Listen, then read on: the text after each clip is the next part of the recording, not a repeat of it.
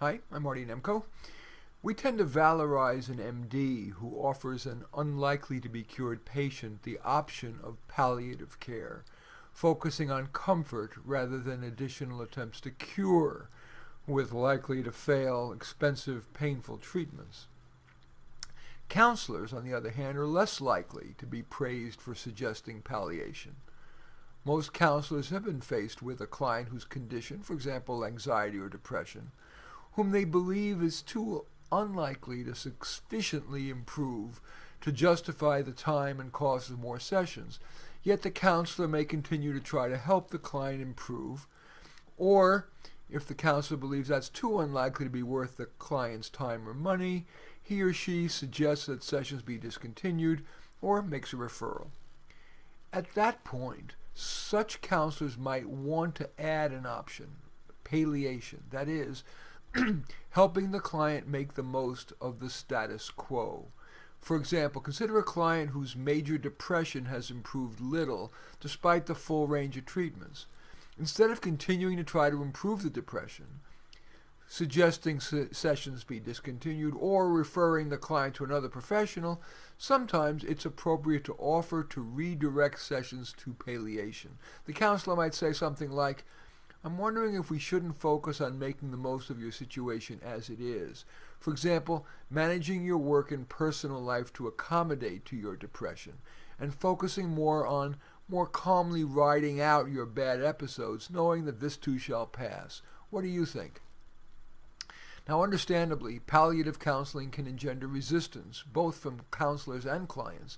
It's hard to give up on trying to improve a client's condition, and the resistance may be greater in a counseling client than in an MD's patient. After all, a physician suggesting palliative care can point to solid outcomes data from studies of many patients with, for example, stage 4 pancreatic cancer.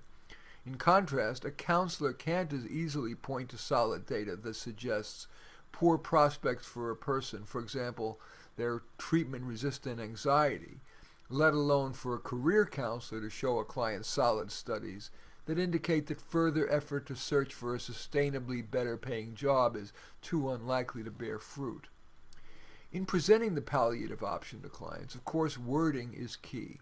Here is another example of wording, this one in career counseling, which is my specialty, but other kinds of counselors might find a similar approach useful. "Lee, you've worked hard during and between our 10 sessions, and I can understand how frustrating it must be to not having gotten close to landing a better job than the one you have. I'm willing to continue to help you tweak, maybe even again radically change your job search strategy.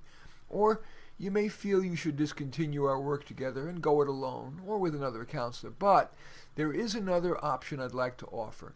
We could, if you wish, proceed on the assumption that, for now at least, this is the job you're going to have for a while, and we can focus on making the most of the status quo, making your existing dollars stretch further, finding more ways to make your current job more pleasurable, even if you wish, helping you find a romantic partner who makes a good income. What do you think?" Now, of course, no one, counselor, client, or athlete, likes giving up. But sometimes it is wise to redirect efforts to where they'll more likely succeed. Country singer Kenny Rogers sang, "You gotta know when to hold 'em, know when to fold 'em, and know when to walk away."